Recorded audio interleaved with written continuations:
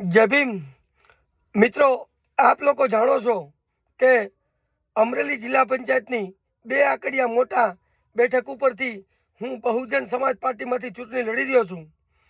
3-4 દિવસથી સામાજિક લેવલે એક ઇસ્યુ બન્યો છે।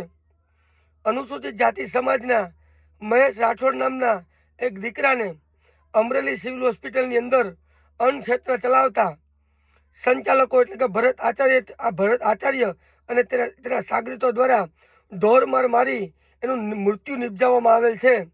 તે બાબતે 3 દિવસથી અમે લોકો આંદોલન ચલાવી રહ્યા છીએ। હાલ પણ આપણે ડેડ બોડી નથી સ્વીકારી।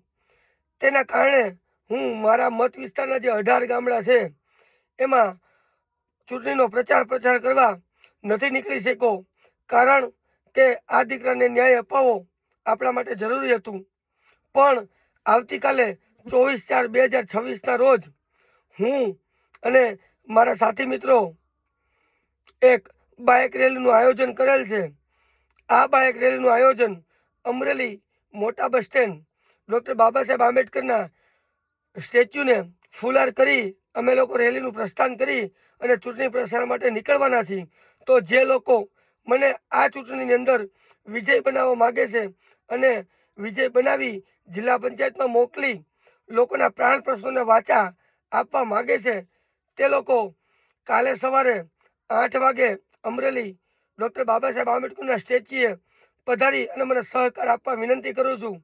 બહોળી સંખ્યામાં લોકો આવે એવું હું આહવાન કરું છું, કારણ કે મારાથી જોઈએ એવો ચૂંટણી પ્રચાર નથી થઈ શક્યો।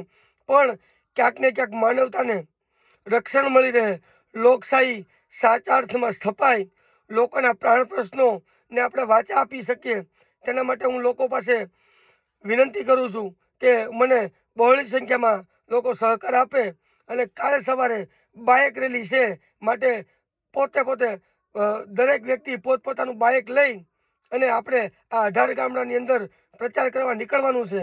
તો લોકો મને સહકાર આપે એવી વિનંતી। જય ભીમ, જય ભારત, બહુજન સમાજ પાર્ટી જિંદાબાદ।